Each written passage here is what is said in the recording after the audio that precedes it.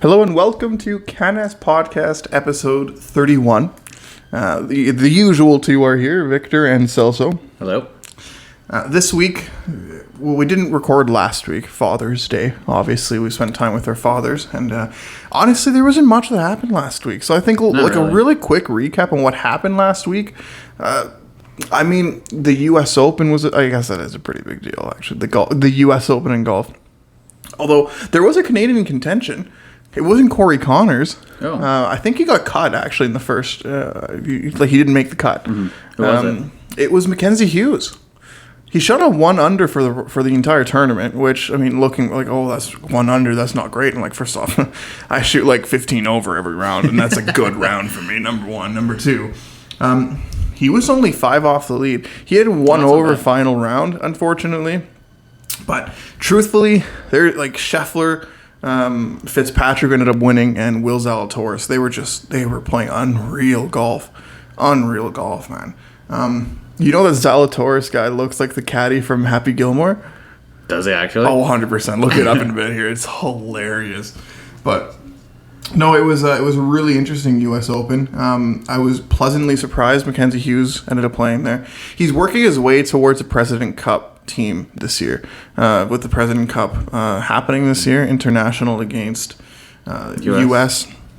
Now, I don't know what's going to happen because a lot of PGA Tour players are going to the LIV.com tour, and a lot of them, like a lot of prominent American players are gone. Yeah, I was going to say, like, how is that going to work now? They won't be invited to the President's Cup because that's a USGA organized event, so they probably won't be invited to it.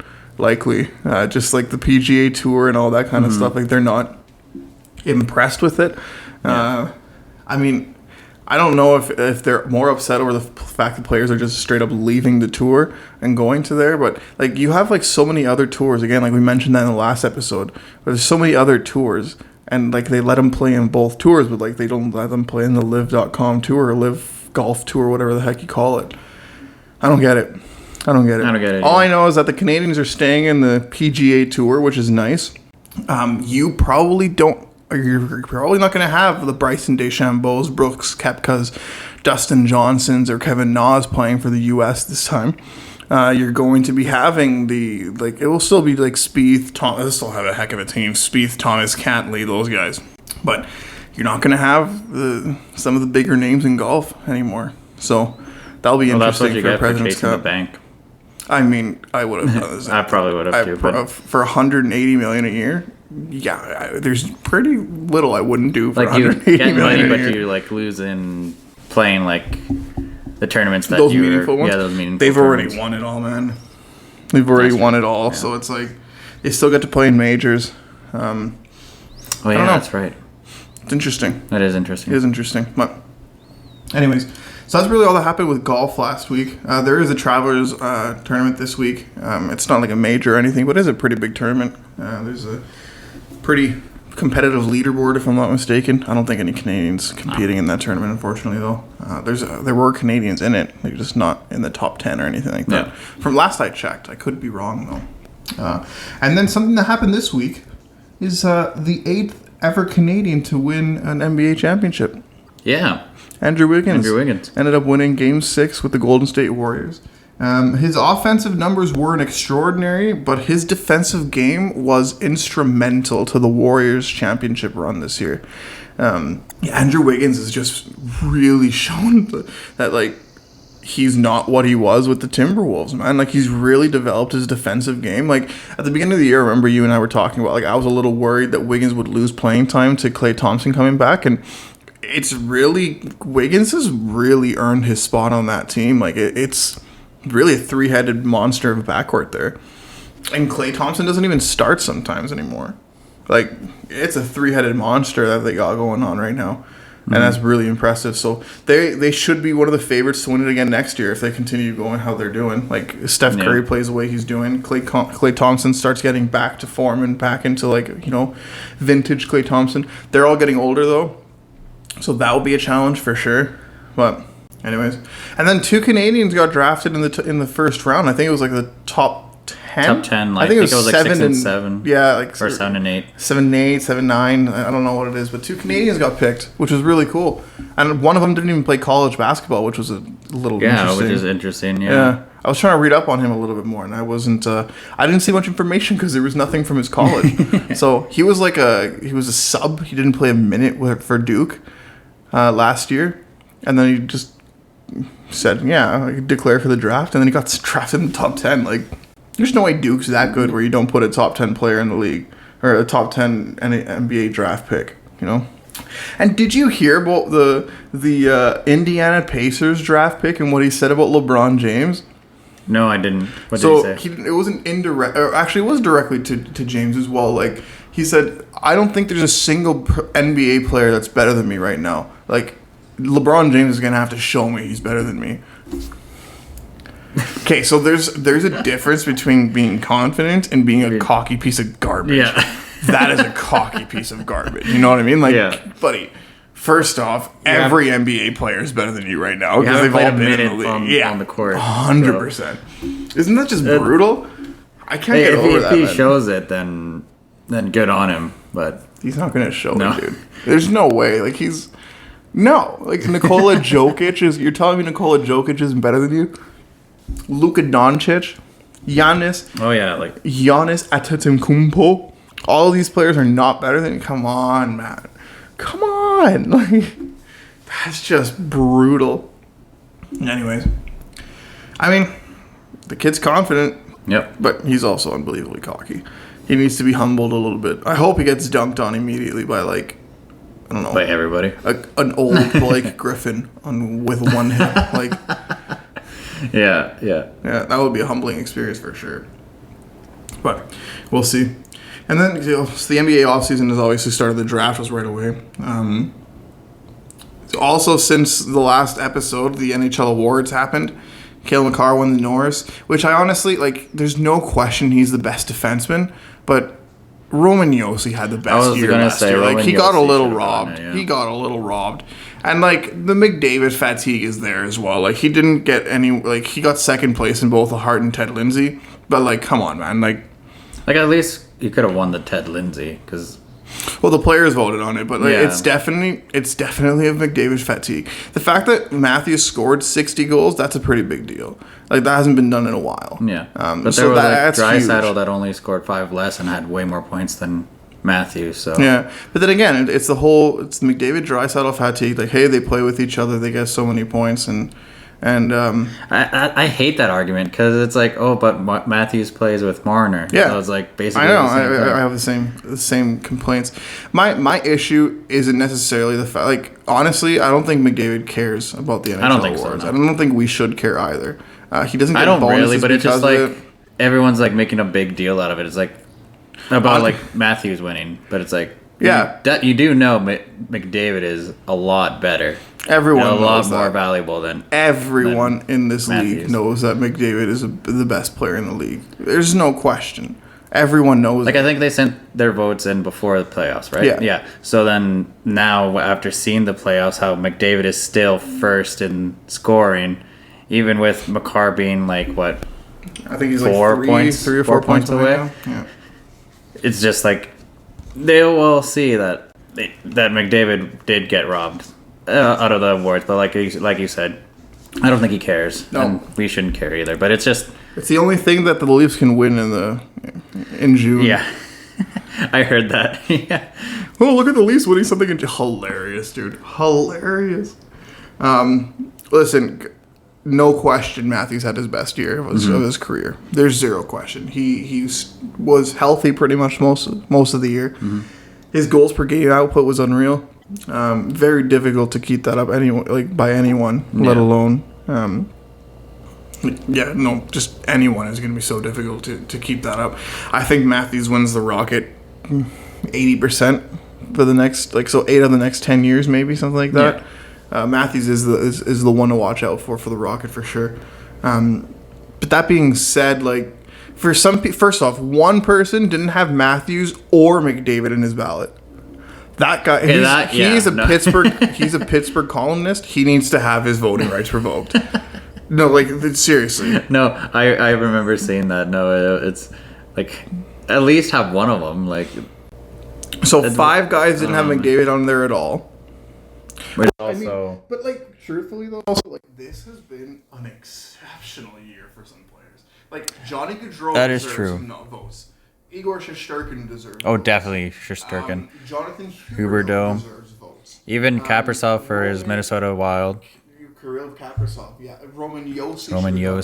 You know what I mean? Like definitely like carrying his team. Yeah. Different players deserve votes. Heck, like Draisaitl also deserve votes. You know what I mean? Like, but the fact of the matter that somebody didn't have the leading goal scorer and the leading point producer both not on their. I'm actually the top 3 goal scorer, the point producers and the top goal scorers. That's ridiculous. Yeah. Like, is he trying to like stand out to become relevant or something? Probably. That has to be it. Yeah. Right? Like he has to try. Like that idiot needs his voting rights. Like that. There's no way that McDavid and Matthews are not in there. You know what? At the end of the day, yes, the McDavid fatigue is there. Like we all know it. Everyone knows who the best player in the league is right now. There's zero question. Who the most valuable player also was. Like there shouldn't be much of a question. Like you look at the goal differential for what McDavid was on the ice and when he was not on the ice, and it's still way too high. It's way too much for Oilers to be relevant, like to be a cup contender. It's still too much at that point. So it's like, I don't know. All I know is that next year, McDavid's the only trophy McDavid wants to win is a Stanley Cup. Yeah. He doesn't care about anything else. Not even the President's Cup. Stanley Cup's the only thing he doesn't want to win. And we'll see. I'm interested to see if it happens. I'm interested to see like how we're going to make it work. But I was reading an article earlier today actually. Vander Kane and San Jose Sharks, they still have that contract dispute. And right? Yeah. The Oilers theoretically could make a trade with San Jose and then resolve the grievance with Vander Kane. It's oh no, I'll trade me his contract, and I'll look to Kane and like, yeah, we'll honor this contract, and then the whole grievance thing is resolved. He doesn't have to hit free agency; he still has a contract. So there's a way of doing that. Yeah. So now it's just about finding a trade with San Jose to bring Kane in here, but also to not take a full $7 million cap hit because we can't afford that. 3 more years of $7 million. We wouldn't be able to afford that. No. As well as like a starting goaltender. Like the starting goaltender is the very first thing these guys need to go for. 100%. That's the very first thing. And then after you get the starting goaltender, I would say shore up the D. 100%. And then get some good cheap contracts. Good impact third, fourth liners, yeah. Kind of thing. Well, prove me. So there's some who was the latest show me contract that the Oilers had that was signed in the league. That the Oilers had? Well, I mean, I guess Evander Kane turned out okay. $2 million cap hit to just prove that you're still an NHL player. I mean, he definitely did. I guess Yamo, because didn't Yamo just get a 1 year just to prove himself? Yamo's gonna get a good contract. All this Puljujärvi hate, I don't understand. His offense has been pretty bad the last year. Yeah. But his defensive play, he's the best defensive player on this team right now. He doesn't get many defensive zone starts, which makes no sense. Well, with his defensive numbers. Mm-hmm. Oh, another thing that happened, Jay Woodcroft got signed. He did. Extension. That's a very good thing for the Oilers. I'm very happy. I mean, this was an unbelievable well deserved too. Because this is an unbelievably stacked head coaching free agency right now. There are some massive names available, and I was scared that they were going to be a little bit too hungry and greedy. But they signed Woodcroft. He was an unreal 26, 9, and 7 the last his. It was it was something like that, yeah. Which is really good number. And then led us to the Western Conference Finals, yeah. We didn't have I honestly don't think we had a top 4 team in the league. I think we had a top 8 team. I was genuinely heading into the playoffs. I said a second round berth and be competitive in the second round. That would make me very happy. Very, very, very happy. Anything more than the second round, I'd be pretty ecstatic over. Which I maintain. I'm very happy that we made it to the Western Conference Final. I'm sad, not angry. I'm sad that we got swept like that. But it's good because now we really know what we need to work on. If Mike Smith played the way he played against LA, we wouldn't have had the issue. Mm-hmm. You know what I mean? Mike Smith was stellar, but we can't count on that. The guy's really he's so injured. There's nothing we can't count on that anymore, unfortunately. But I mean, he's had a heck of a career, so But we'll see. Hopefully, I don't think he retires. I think he goes to LTIR, and then we'll have an extra $2 million in cap space for next year. But it's also we have to have like clear cap until the season starts, and then after that we move him to LTIR. I guess we'll see what we can do in July, because we like you said, we do need like a starting goalie. We need to show up our defense for sure. But we'll just have to wait and see after after free agency and the draft. See what happens. Do you think the Oilers will be picking in the first round this year? Because what are they, like 28, 29? 30, 29? 29. I want to say no, because they'll probably trade it, but I wouldn't be surprised if they did. I'm gonna just go straight up ballsy. There is a 5% chance we pick in the first round. If there is a chance that we can get either like a goalie or like a very good like top 4 defenseman or so, probably not, but like, or just something that will help us so that we don't have to worry about it in free agency, then I'm definitely down to trade that first round pick. I would even go as far as to say if we can trade that first round pick with Cassian, just so somebody takes Cassian's contract. Just use it like a sweetener. Yeah, because I can see people wanting Barry, but I don't think people want Cassian, so I wouldn't be surprised. Barry's a hot commodity, man. Like, Barry will fetch us a good return. Yeah. Like, I'm not saying we're gonna get like 2 firsts and a prospect and a player for him, but I'm saying like I genuinely like we'll get like a decent player for sure. I don't even think we'll get a like for like. I honestly think Barry will get us a bottom pairing physical defensive defenseman and a third or fourth line winger. I think that's the value that Barry possesses. Like, genuinely, Barry to Pittsburgh would get us like Barry to Pittsburgh will get us a very good return. Pittsburgh's very interested in Barry right now, especially considering the fact that Letang might not sign there. Mm-hmm. Yeah. Right. But Barry to Pittsburgh would fetch us a very nice return. I'm thinking like a Marino, but I don't think Marino comes back here because he had the option of signing here. He didn't. Like, he was an Oilers draft pick. Oh yeah, he was. So actually, we traded him away for pretty much nothing though. Yeah, because he didn't want to sign here. And then a third line winger. Like, I'm thinking like an Aston Reese or Bluger. I wouldn't mind or a Bluger. I wouldn't mind a Bluger. Right, but there's value. Like, Barry has value. So Cassian does not. Has nothing. He really doesn't, unfortunately. I loved it when he was like the last playoff run that we had against Anaheim and everything, you know? I loved him there, man. He was so good. But, like... And then he just, like, fell off. Completely vanished. Yeah. Completely vanished. It was really sad to see. Oh, that was a big mistake by Holland, giving him that big of a contract for that long. Just because of that. I honestly think he did it just to win over the Oilers fans. Because they're everyone... To sign... Oh, was yeah. the favorite Oiler of the year that year. Like, everyone loved him. It's like, yeah, hell yeah, give him a big contract. And now we're looking... And then he does nothing, yeah. But he learns from it. Like, he's not giving out big contracts to role players like that anymore. People will argue Fogle wasn't a good contract, but I kind of disagree with that. Like, Fogle is a third-line winger. He had an off year this year, but I honestly... the first year on a new team is always a tough one, right? Yeah.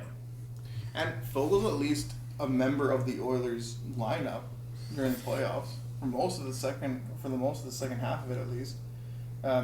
Bear wasn't. No. Which don't get me, like, I really like Ethan Bear. I wish him nothing but success in the future. Like, this is not, I guess, what I'm trying to get. Like, I guess what I'm trying to say is, like, the 1-for-1 deal actually turned out in our favor. Like, we got the better player this last year. Yeah. But some Oilers... Well, like, Hurricanes D is stacked already, so... Yeah, but I would not have put Bear over any one of CC, Bouchard, or Barry this year. No, the way that everyone was playing, no. Playoffs as well, I wouldn't have. Well, playoffs as well, no. No. Like, he's not huge. He would be a really solid third pairing right D who could provide offense. Sorry, some guys just trying to show how much of a man he is outside. Motorcycle, so, or lawnmower, I haven't figured out. But yeah, I mean, we'll see. I trust Holland. We have a lot of pieces that we can move. If we do, I think the only untouchables are Holloway and Broberg. I think those should be the only two untouchables.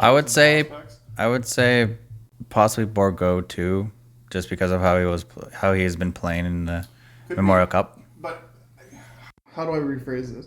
The only reason that Holloway and Broberg are untouchables for me is because they're going to be in the team next year. We need them to be on the team next year. Oh yeah, no, yeah. I guess. Borgo only gets traded if we get a legitimate number one goalie in return, or a top pairing. I guess now, since he's been playing stellar in the Memorial Cup, his value did go up.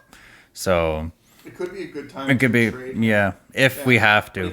But I would only do it for a number one goalie or a top pairing defenseman. That's it. Like a right. Just to add like a prospect in the trade. Yeah, I can see that. Yeah. Like that would be a big piece for a team. You know what I mean? Like I wouldn't give it to Arizona though, because Arizona still has what's his face, the lefty. You know who Chychrun. He would be a really good second pairing guy, and then we can move. It would be Nurse, and Kulak could be our third pairing guy. That would be really solid. And then Keith could be in the 7. I would love Chychrun to be on the team. Yeah. But would you give up Borgo for him? Unless we get someone else besides Chychrun. If we do like Chychrun and a forward kind of thing, yeah, we'll see. I've been hearing like if we do trade with Arizona, it would be like Chychrun and like Lawson Krause. I'd be down for Krause. He's a heck of a player. Yeah. Then Chychrun and Krause. Throw in Borgo for sure. Yeah. Borgo, Samarukov, and our first. I don't think that's enough to get him though. No, but it'll be. Chychrun's contract is unbelievably team friendly. Right. $4 million only. Yeah. And that'll basically solve our defense. Yes and no. We still need a right. Oh, we still need one more person, but then it'll help us more, I guess. Yeah. But that's why Barry's value is so high, because he is a right D. You know. There's not a lot of right Ds. No. Yeah. And so this would be sick though. If we find a way of signing Josh Manson this offseason, because like Dave Manson's back. Yeah. That has to be a little bit of sweetness. Just stay. No. I would hope so. Just to be with your dad. Yeah. But then there's like the added pressure of like your dad is on the coaching squad or coaching staff. Will be in on it. Like he will be asking about Josh Manson's agent if he would be interested in coming. Yeah. Zero question. Oh, definitely. Because he would be an exceptional third pairing guy for our team. Yeah. We have some fun background noise because these kids are playing with their exploding little toys here, so I apologize for that. But exploding little toys. But yeah, I wouldn't be surprised. If we're in on that. Like, this is the year Holland starts going all in.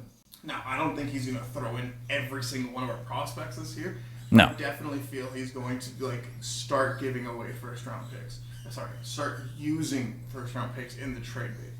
You know what I mean? And getting some early seconds in return. Because the difference between the 29th pick and the 40th pick, it's not that big. No. Not that big. At that point, it's really just about guessing. Really, how many? Yeah, I don't know many first rounders that were drafted between 25 and 30 to 32. You know, the last few years. But anyways, all right. I think the kids want us to stop. So we caught up on everything. We caught up on everything. Yeah. So, yeah, it worked. They're happy. I guess. The Blue Jays, the only thing I want to add, and actually one last thing I do want to add, the Blue Jays are doing okay. Hyunjin Ryu is out for the year. They need rotation help desperately. Yes. If they want to win the World Series this year, they need to add 2 starters and 2 rotation arms. Yeah, because for some reason Kikuchi isn't really doing anything. I called it though. You did call it, yeah. Is our 5th guy, and we'll need to upgrade him too. Yeah. So, unfortunate gamble that they made, but yeah, that's too good of a team. Yeah. Anyways. All right, thank you everybody for listening to Canas Podcast, episode number 31. We will see you next week for episode 32. And hopefully next week and not the week after. Maybe the week after. I'm out of town this week. We'll figure it out. Okay. No, sounds good. See you later.